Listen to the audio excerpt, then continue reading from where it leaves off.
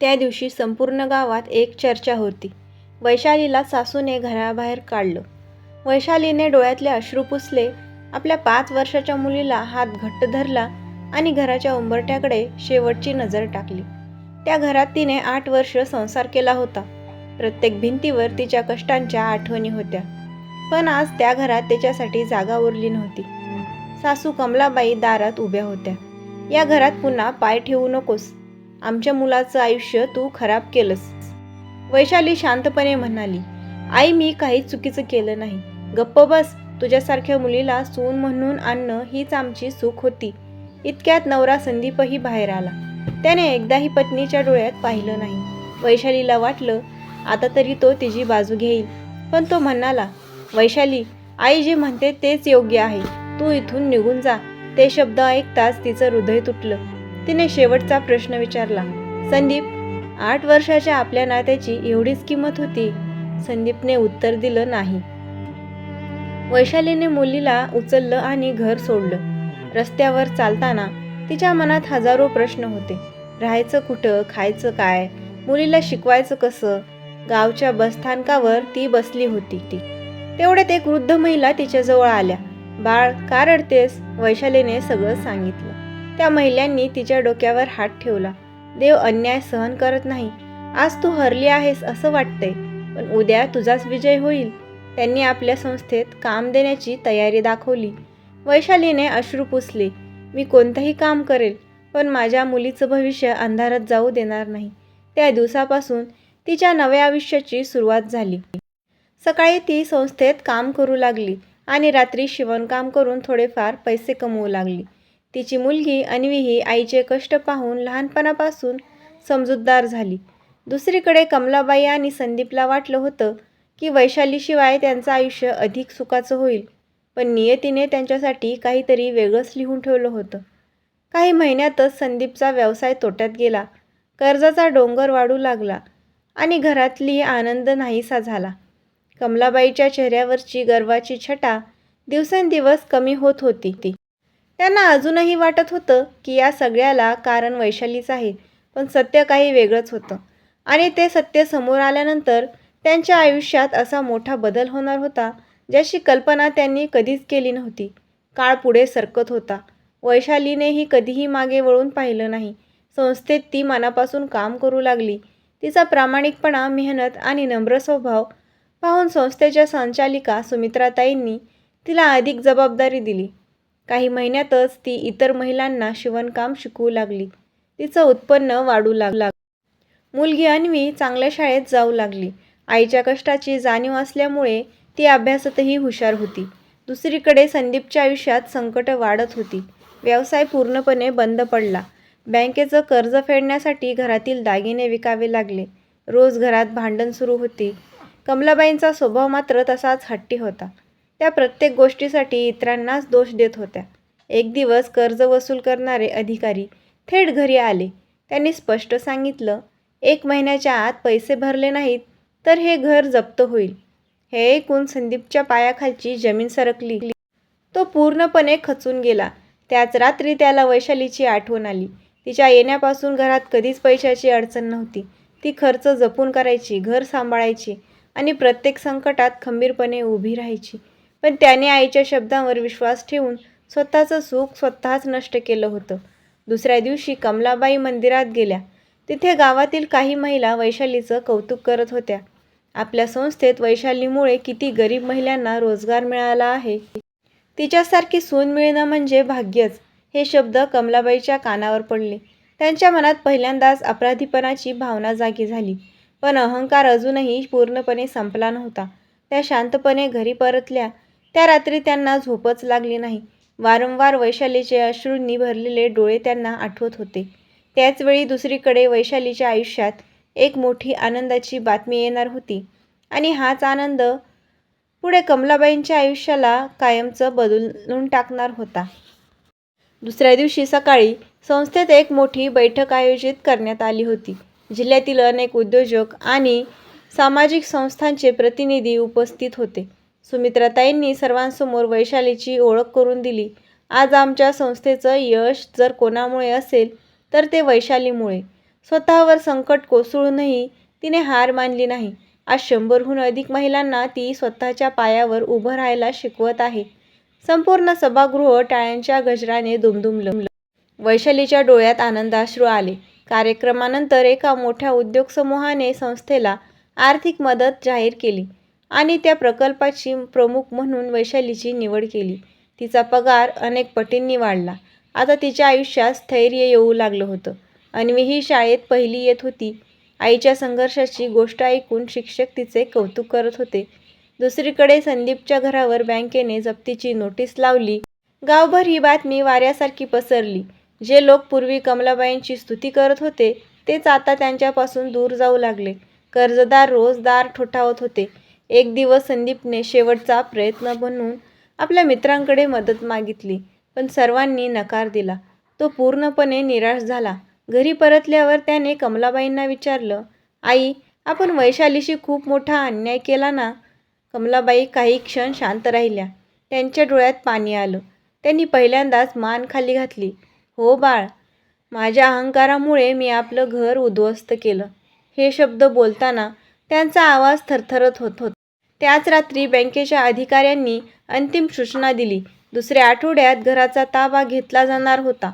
कमलाबाई घरातील देवासमोर बसून रडत होत्या. त्यांना अचानक आठवलं, ज्या दिवशी वैशाली घरातून निघाली होती तेव्हा तिने रडत रडत एकच वाक्य म्हटलं होतं, आई, एक दिवस तुम्हाला सत्य नक्की कळेल. आज तेच सत्य त्यांच्या समोर उभं होतं, पण आता खूप उशीर झाला होता. दुसऱ्या दिवशी सकाळी त्यांनी एक निर्णय घेतला. कितीही लाज वाटली तरी त्या वैशालीची माफी मागणार होत्या. मात्र त्यांना माहीत नव्हतं की वैशालीसमोर पोहोचल्यावर त्यांची वाट पाहत असलेलं सत्य त्यांच्या आयुष्याला कायमचं बदलून टाकणार होतं. दुसऱ्या दिवशी सकाळी कमलाबाई आणि संदीप वैशाली ज्या संस्थेत काम करत होती तिथे पोहोचले. गेटवर उभे असलेल्या सुरक्षा रक्षकाने त्यांना थांबवलं. कोणाला भेटायचं आहे? कमलाबाई हळू आवाजात म्हणाल्या. वैशालीला. फक्त 2 मिनिट. तेवढ्यात वैशाली बाहेर आली. समोर कमलाबाई आणि संदीप उभे असल्याचं पाहून ती काही क्षण शांत राहिली. तिच्या डोळ्यासमोर 8 वर्षाचा संसार, घराबाहेर काढलेला तो दिवस आणि मुलीचा हात धरून रडत चाललेला रस्ता एका क्षणात उभा राहिला. संदीपने मान खाली घातली. वैशाली, आम्हाला माफ कर. आम्ही तुझ्यावर विश्वास ठेवला नाही. आईच्या हट्टापायी मी माझं कुटुंब गमावलं. कमलाबाई रडत तिच्या पायाशी बसल्या. बाळा, आम्हाला माफ कर. माझ्या अहंकाराने माझंच घर उद्ध्वस्त केलं. देवाने मला माझ्या कर्माची शिक्षा दिली. वैशालीने घाईघाईने त्यांना उठवलं. आई, असं करू नका. तुम्ही मोठ्या आहात. कमलाबाई आणखी रडू लागल्या. मोठेपणा वयाने नसतो बाळा, मनाने असतो. आणि आज तू आमच्यापेक्षा काहीतरी मोठी आहेस. हे ऐकून तिथे उभे असलेले कर्मचारीही भावुक झाले. तेवढ्यात अन्वी धावत आली. तिने संदीपकडे पाहिलं आणि निरागसपणे विचारलं, आई, हे माझे बाबा आहेत ना? त्या एका प्रश्नाने संदीपचा बांध फुटला. त्याने मुलीला मिठी मारली आणि जोरजोरात रडू लागला. मला माफ कर बाळा. बाबा तुझ्यापासून खूप दूर गेले होते. काही क्षण वातावरण पूर्ण शांत झालं.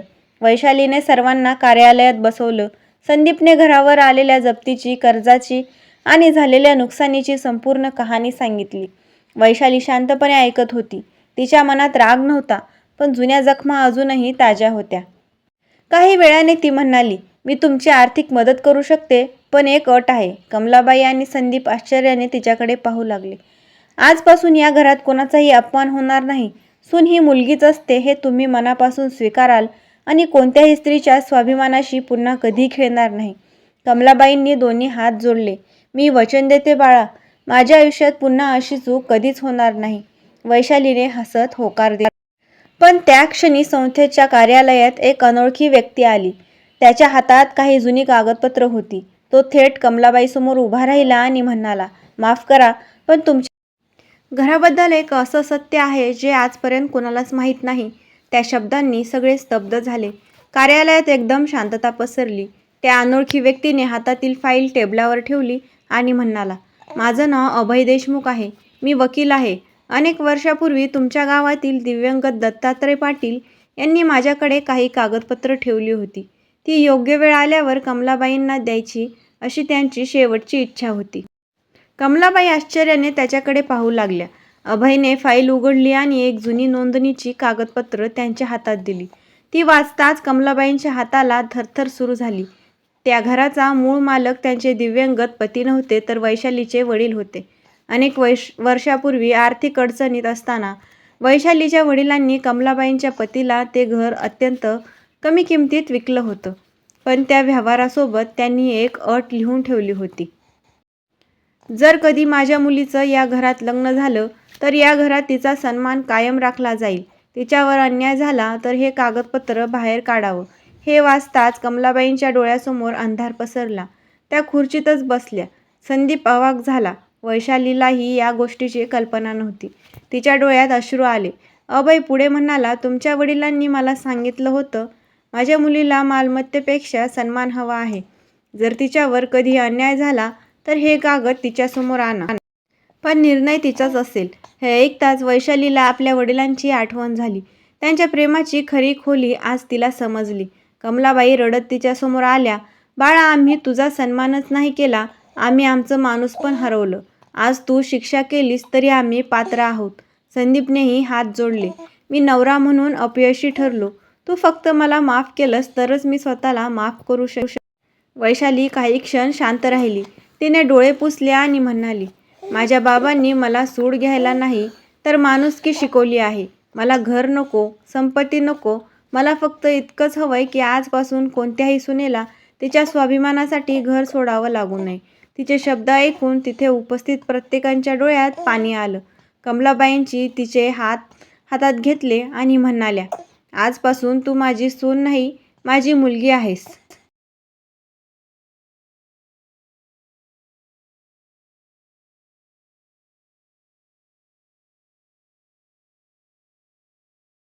त्या क्षणी वर्षानुवर्ष तुटलेलं नातं पुन्हा जुळलं. पण अजून एक निर्णय बाकी होता. वैशाली संदीपसोबत पुन्हा त्या घरात जाणार का? की ती स्वतःचा वेगळा मार्ग निवडणार? याच निर्णयावर त्यांच्या आयुष्याचा शेवटचा अध्याय लिहिला जाणार होता. काही दिवस गेले. कमलाबाई आणि संदीप रोज वैशालीला भेटू लागले. पण वैशालीने घाईघाईने कोणताही निर्णय घेतला नाही. तिला माहीत होतं की माफी देणं सोपं असतं, पण तुटलेला विश्वास पुन्हा निर्माण करायला वेळ लागतो. संदीप प्रत्येक भेटीत आपल्या चुकीबद्दल पश्चाताप व्यक्त करत होता. तो अन्वीसोबत वेळ घालवू लागला. तिच्या अभ्यासात मदत करू लागला. अन्वीच्या चेहऱ्यावर अनेक वर्षांनी बाबांचं प्रेम दिसू लागलं. कमलाबाईही संस्थेत येऊन इतर महिलांना मदत करू लागल्या. त्या प्रत्येक सुनेला मुलीसारखं वागवा असं सल्ला देत होत्या. गावातही त्यांच्या बदलाची चर्चा सुरू झाली. एके दिवशी संस्थेचा वर्धापन दिन होता. जिल्हाधिकारी, अनेक मान्यवर आणि गावातील लोक उपस्थित होते. कार्यक्रमाच्या शेवटी सुमित्राताईंनी वैशालीला मंचावर बोलवलं.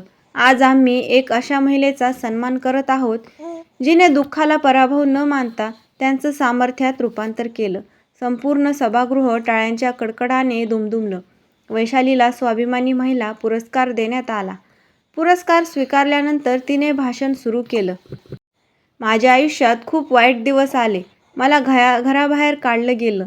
अपमान सहन करावा लागला. पण त्या दुःखामुळे मी कठोर नाही तर अधिक मजबूत झाले. माझ्या आयुष्यात माणसं चुकतात, पण खरी गोष्ट म्हणजे चूक मान्य करून बदलणं. ती पुढे म्हणाली, आज माझ्या सासूबाई आणि माझे पती इथे उपस्थित आहेत. त्यांनी त्यांची चूक मान्य केली.